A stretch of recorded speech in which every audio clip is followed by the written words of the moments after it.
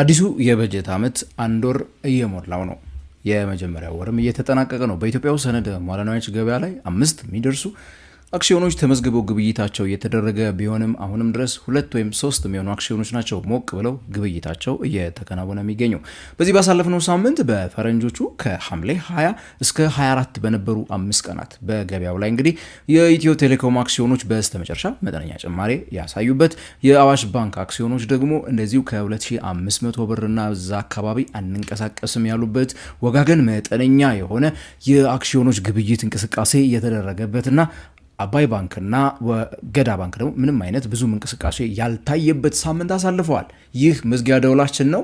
በየሳምንቱ ቅዳሜ ልክ በ9 ሰዓት ታዲያ በኢትዮጵያ ሰነደ ሙዓለ ንዋዮች ገበያ በአክሲዮን ገበያው ላይ ምን ተፈጸመ፣ ምንስ ሆነ የሚሉትን ነገሮች አብረን የምንመለከትበት ፕሮግራማችን ነው። ለቻናሉ አዲስ ከሆናችሁ ሰብስክራይብ ማለት እንዳትረሱ፣ ቪዲዮውን እስከ መጨረሻ ተከታተሉ። እንዲሁም ደግሞ ጆይን በሉ ከኢትዮጵያ ውጭ ካላችሁ ያልኩኝ ወደ ዛሬ ቪዲዮ በዚሁ የምገባ ነው የሚሆነው።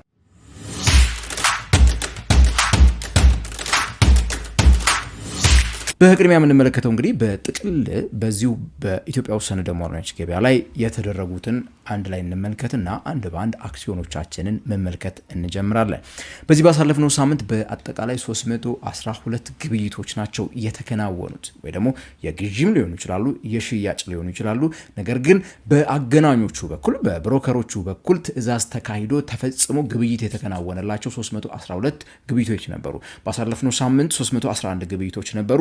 በፈረንጆቹ ከሐምሌ 6 እስከ 10 በነበሩ 5 ቀናቶች ውስጥ በዚህ በአዲሱ የበጀት ዓመት ማለት ነው 345 ግብይት ተደርጓል። ትልቁ በዚህኛው የበጀት ዓመት እሱ ነው። ነገር ግን 312 ከባለፈው ሳምንት ቢያንስ አንድ ግብይት ጨምሯል። በገንዘብ ደረጃ ስንመለከተው ደግሞ 29.8 ሚሊዮን ብር የሚያወጡ አክሲዮኖች ናቸው በአጠቃላይ በዚህ ባሳለፍነው ሳምንት ውስጥ ከሰኞ እስከ አርብ ማለት ነው ከሐምሌ 20 እስከ 24 በፈረንጆቹ ባለቤትነት የቀየሩት በአክሲዮን ደረጃ ማለት። በቀደመው ሳምንት ያ ቁጥር በብር ደረጃ 25.8 ሚሊዮን ብር አካባቢ 25.6 ሚሊዮን ብር አካባቢ ነበረ።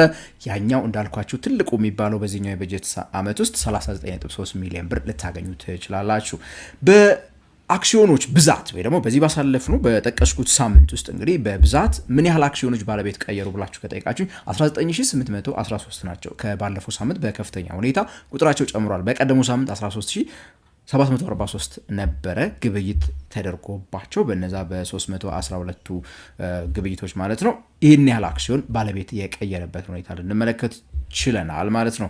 እንግዲህ በኢትዮጵያ ሰነደ ሙዓለ ንዋዮች ገበያ ላይ አሁንም እየተመለከትናቸው ያሉት ቁጥሮች ኖርማል ፈንክሽኒንግ የሆነ ገበያ ላይ የምናያቸው ቁጥሮች አይደሉም። እስካሁን ድረስ የመረጃ ክፍተቶች እንዳሉ መገመት ይቻላል። በሌላ መልኩ ሰዎች እስካሁን በቂ አክሲዮኖችን መግዛት መሸጥ ላይ እውቀቱ ላይኖራቸው ይችላል ብዬ እገምታለሁ። ዝም ብዬ እንዲያው ግምት አስቀምጡልኝ። ምክንያቱም አሁንም የምናያቸው ቁጥሮች የሆነ ሳምንት ወደ 20-30 ሚሊዮን እያለ ይሄዳል፣ ተመልሶ ወደ 10 ምናምን ሚሊዮን ይመለሳል፣ 20-30 ሚሊዮን እያለ የተለያዩ ሪፖርቶች በሚወጡበት በዚህ ሰሞን እንኳን እምብዛም ለውጥ የማይታይበት ሁኔታ ነው የምንመለከተው። ያ እንግዲህ ስቲል ገና የልምምድ ስቴጁን እንዳልጨረሰ እንዲያው ልንገምት እንችላለን። ይህን ካልን በጥቅል ገበያው እንደዚህ ከነበረ በዚህ ባሳለፍነው ሳምንት አክሲዮን በአክሲዮን ደግሞ እንመልከታቸው ካላችሁኝ የገዳ ባንክ አክሲዮኖች በዚህ ባሳለፍነው ሳምንት ብዙም አይነት እንቅስቃሴ ያልታየባቸውን ሁኔታ ልንመለከት እንችላለን። ያን ያህል ግብይትም አልተካሄደም። እንደተለመደው የአባይ ባንክም ቢሆን አንድ ቀን ብቻ ነው ግብይት የተደረገበት። ግራፎች ምናምን እንዳልሰራላችሁ ያደረገኝ እንግዲህ 100 አክሲዮኖች አንድ ቀን ብቻ ነው ግብይት ማክሰኞ ላይ ይመስለኛል ሮብ ላይ ግብይት የተደረገው። ከዛ ውጭ ምንም አይነት ግብይት አላየንበትም። ስለዚህ የቀሩትን 3ቱን እንመልከታቸው። አዋሽ ባንክ ያው እንደተለመደው ብዙ አክሲዮኖቹ በገበያው ላይ የተገበያዩት የአዋሽ ባንክ አክሲዮኖች ናቸው። በዚህ ባሳለፍነው ሳምንት ሲጀምር አካባቢ 2490 ምናምን ብር አካባቢ ሆኖ ነው ዋጋውን የጀመረው ነበረ። ማክሰኞ ላይ ዋጋው ጨመረ፣ 2600 ምናምን አለፈ። ከዛ በኋላ ግን ወደ ታች መውረድ ጀመረ። በነገራችን ላይ የሮብ ዴታ በቴክኒክ ችግር ምክንያት ስላላገኘው ይቅርታ ጠይቃለሁ። እንግዲህ ማግኘት ስላልቻልኩኝ ዳታውን እዚህ ውስጥ አላካተትኩትኝም። ከዛ ያው ጥቅሉን መረጃ ይሰጣቸዋል ብዬ በማሰብ ይሄኛውን ይዤላችሁ የመጣሁት ማለት ነው። ከዛ ሐሙስና አርብ ላይ ወደ 2500 ብር ተመልሶ የወረደበትን ሁኔታ ልንመለከት እንችላለን። አዋሽ ባንክ ላይ የተለመደ ሆኗል። ባለፉት ሳምንታት በተከታታይ ልትሉ በምትችሉበት ደረጃ ዋጋው ከፍ ቢል እንኳን ተመልሶ መጥቶ የሚረጋጋበት የዋጋ ሰፈር 2500 እየሆነ ተመልክተናል።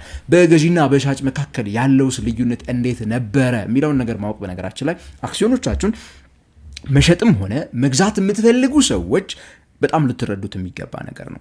እናንተ ለግዢ ገበያ በምትሄዱበት ሰዓት በዚህ ያክል እገዛለሁ ስትሉ የሚሸጠው ሰውዬ በዚህ ያክል ሲል እነዛ ቁጥሮች እስካልተቀራረቡ ድረስ ግብይት የሚባል ነገር ሊፈጸም አይችልም። እኔ ለደላሎቼ እኔ ለአገናኞቼ ማለት ነው ብሮከር ስለምንላቸው የአዋሽን 10 አክሲዮን በዚህ ብር ግዙልኝ ስል እናንተ ደግሞ የአዋሽን ይሄን አክሲዮን በዚህ ሽጥልኝ ስትሉ እነዛን የማገናኘት ስራ ነው እና የሚሰሩት እስካልተቀራረብን ድረስ ማለት ነው። ቁጥሮቹን ስትመለከቷቸው መጀመሪያ ላይ በጣም ጤነኛ ነበሩ። ማክሰኞ ላይ ግን በጣም ሰፍተው 200 ብር አካባቢ ደርሶ የነበረ ቢሆንም ሐሙስና አርብ ላይ ወደ 100 ብር አካባቢ የወረደበት ሁኔታ ልንመለከት እንችላለን። እታች የምትመለከቷት እንግዲህ ቀይና አረንጓዴ ያለባት ካንድል ስቲክ ደግሞ በዋናነት ምን ታሳያለች መሰላችሁ? የአዋሽ ባንክ አክሲዮን ለምሳሌ በቀናቶች ውስጥ ማለት ነው በየቀኑ እነዚህ እንትኖቹ የሚያሳዩአችሁ ጠዋት ሲጀመር በስንት ብር ጀመረ ዋጋው፣ ከዛ ማታ ሲዘጋስ በስንት ብር ዘጋ የሚለውን ነገር አንድ፣ በዛው ደግሞ በዕለቱ ዕለት ትልቅ ብር ስንት ብር ተሸጠ፣ ዝቅተኛስ ስንት ብር ተሸጠ የሚለውን ነገር በአጠቃላይ የሚመልስ ነው። አረንጓዴዎች ብዙ ጊዜ አረንጓዴ በሚሆኑበት ሰዓትና ከፍ እያሉ የሚሄዱት ምንድነው የሚያሳዩን? እንግዲህ የአንድ ድርጅት አክሲዮን ዋጋው ከፍ እያለ መሄዱን ሲያሳዩ፣ ቀዩ ደግሞ ከጀመረበት ወደ ታች እያደረጋቸው ስትሄዱ ዝቅ እያለ መጣና እዛች ጋር ግን ቆሞ አረንጓዴ ከወደዛ ካለ ምን ማለት ነው? ከዛች ከነበረበት ወደ ላይ ደግሞ ተመልሶ መነሳት ጀመረ የሚለውን ነገር ነው የሚያሳያችሁ ማለት ነው። ስለዚህ ሰኞ ማክሰኞ እየጨመረ ነበረ፣ ሐሙስ ላይ መቀነስ ጀመረ፣ አርብ ላይ እምብዛም ወደ ላይ ባይሄድም እንኳን ወደ ሐሙሱ ቦታ ባይመለስ እንኳን ግን ዋጋው መውረዱን አቁሞ መጨመር ጀምሮ ነበረ የምትለዋን ነገር ልትረዱ ትችላላችሁ በቀላል አማርኛ። እሱ እንደማለት ነው። በነገራችን ላይ ወጋገን ላይ እንምጣ። ደግሞ ወጋገን በዚህ ባሳለፍነው ሳምንት መጠነኛ የሆነ እንቅስቃሴ ታይቶበት እንደነበረ ለመመልከት ይችላል። 1540 ምናምን ብር አካባቢ ነበረ ሰኞ ዋጋው በአማካይ ቅድም የነገርኳችሁ ነገር እንዳትረሱ ታዲያ። ምክንያቱም የአንድ አክሲዮን ዋጋ በጣም ከፍ ሊል ይችላል። የሆነ ሰው በከፍተኛ ዋጋ ሊሸጥ ይችላል፣ አንዳንዱ ዝቅ ባለ ዋጋ ሊሸጥ ይችላል። እነዛን አማካይ ነው ይሄኛውን የምነግራችሁ ዋጋ የነበረ ቢሆንም አርብ ሲጨርስ ግን ዋጋው ወርዶ ነበር ወደ 1324 ብር አካባቢ የወረደ ሁኔታ ልንመለከት ይችላል። ገዢና ሻጭ መካከል በምትሄዱበት ሰዓት ወጋገን ባንክ ላይ አንዱ ለየት ያለ ነገር ያየሁት እንግዲህ የ200 ብር ልዩነት ገዢና ሻጭ የሚጠይቁት ዋጋ ላይ ልዩነት ይታያል። ከሰኞ እስከ ሐሙስ በነበረው ሁኔታ ላይ ማለት ነው። ሞር አርብ ላይ ነው ዋጋው የመቀራረብ ሁኔታ ወደ 100 ምናምን ብር አካባቢ የመምጣት ሁኔታ ያሳየው እንጂ ከዛ በፊት የነበረው ተራርቀው ነበር የምታዩቸው። በካንድል ስቲኩንም ስትመለከቱ እንግዲህ ሰኞና ማክሰኞ ላይ ጥሩ ነገር ይታያል። እየጨመረ ሄዶ ነበረ። ሐሙስና አርብ ላይ ነው እንግዲህ ዋጋው መውረድ የጀመረበትን ሁኔታ እስከ 1324 ብር አነስተኛው የወረደበት ሁኔታ ልንመለከት ችለናል ማለት ነው። የወጋገን ላይም ቢሆን ማለት ነው። ወጋገን ላይም ቢሆን እንቅስቃሴዎች አሉ። ግን ዋጋው ልክ ቮሊዩም እየጨመረ ወይ ደግሞ ሻጭ እየመጣ በሚመጣበት ሰዓት የሚወርድበት ሁኔታ ልንመለከት ይችላል። ነገር ግን መቀራረብ ገዢና ሻጭ መካከል በጣም ቁልፍ መሆኑን እንድትረዱልኝ ነው። በዚህኛው የኢትዮ ቴሌኮም ደግሞ በዚህ ባሳለፍነው ሳምንት እንደምታውቁት እንግዲህ ማኔጅመንቱ የአመቱን አፈጻጸሙን ፕሪሊሚናሪ የምንለው ሪፖርት ያወጣበት ሳምንት ነበረ። ከዚህ ጋር ተያይዞ ሳምንቱ ሲጀምር ምንም እንኳን በ640 ብር አካባቢ ቢሆንም የኢትዮ ቴሌኮም አክሲዮኖች በአማካይ ግብይት የጀመሩት እየወረደ መጥቶ ማክሰኞ 610 ሐሙስ ሲደርስ እንግዲህ ወደ 625 መጨረሻ ላይ አርብ በ665 ብር አማካይ ዋጋ ነው የጨረሰው። ያም ይሄ በሪፖርቱ ጋር ተያይዞ እንግዲህ መጠነኛ መነቃቃት ያሳየ ነው የሚመስለው። ምክንያቱም የኢትዮ ቴሌኮም አክሲዮን እንደምታስታውሱት 1000 ብር ድረስ ከፍተኛ የተሸጡበት ሁኔታ ነበረ። ከ500 በታች ወርደው ነበረ። በዚህኛው ሳምንት ግን ራሱን ያሻሻለበትን ሁኔታ ልንመለከት እንችላለን። ቴሌ ላይ የምትመለከቱትና የቴሌን አክሲዮኖች እንዲያው ለወደፊትም ቢሆን ግብይታቸውን በጣም ያሳልጠዋል ብዬ እኔ ከማስበው ነገር ውስጥ በገዢና በሻጭ መካከል በሚጠይቁት ዋጋ መካከል ያለው መቀራረብ ይገርመኛል። ምክንያቱም 40 ብር 50 ብር ከዛ አያልፉም ማለት ነው። ያ ማለት ሻጭ የሆነ ነገር እየሸጠ እያለ ማለት ነው፣ አክሲዮኖቹን እየሸጠ እያለ የገዢን ኦርደር በአረንጓዴ ነዋያ ፕላን የምትመጣው አለች አይደል? እሷን አይቶ ዋጋዎችን አይቶ ወደ እነሱ ለመቅረብ ከባድ አይሆንበትም። በቃ 40 ብር 50 ብር ሊቀንስ ይችላል። ሌሎቹ ግን 200 ብር ቀንሶ መምጣት ከባድ ስለሚሆንበት ይተወዋል ብዙ ሰው ይልና ማለት ነው። ስለዚህ ሻጭና ገዢዎችን መቀራረብን መመልከት ብዙ ጊዜ እነዛን ዋጋዎች እያወዳደራችሁ ይሄ ገበያ እንዴት ነው ቶሎ ግብይት ይፈጸምበታል ወይ አክሲዮኖችን ስትገዙ እሱን ራሱ እንደ አንድ ውሳኔ እንትን ልትወስዱት የምትችሉበት ሁኔታ አለ። ካንድል ስቲኩም የሚያሳየን እንግዲህ ሰኞ ላይ መውረድ የጀመረበት ሁኔታ አለ። እንደዛ ባለ ማክሰኞ ላይ ከዛ ሐሙስ ላይ ግን ከፍ ማለት የጀመረበት ሁኔታ አለ ማለት ነው። ከዛው ከነበረበት ከፍ ብሎ ሄዶ ከነበረበት ነው አይ ቲንክ አርብ ላይ ዝቅ ማለት ቴንደንሲ አለው በዋጋ ደረጃ። ግን ምን ማለት ነው? ቅድም የነገርኳችሁን ነገር አትርሱ። ታዲያ አርብ ላይ አሁን ምን አይነት ነገር አለ? ከፍተኛ እስከ 665 ብር ከዛ በላይ የሸጠ ሰው ነበረ።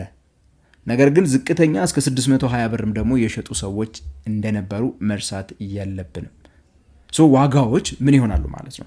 የሆነ ሰው አንዳንዱ 10 አክሲዮን ብቻ ለመግዛት የሚፈልግ ሰው ይመጣና ትዕዛዝ ያስገባል። የሆነ ሰው ገብቶ ለምሳሌ በ500 ብር የቴሌን አክሲዮን እሸጣለሁ 10 ፍሬ ቢል እኔ ደግሞ ልክ እሱ ሰውዬ ባስገባ ከሁሉ ሰው ቀድሜ በ550 ብር 10 የቴሌን አክሲዮን ግዙልኝ ካልኩኝ ያ ባለ 500ውን ሰውዬ ይገዙልኛል ማለት ነው። ሶ እኔ በ500 ብር አገኘሁት።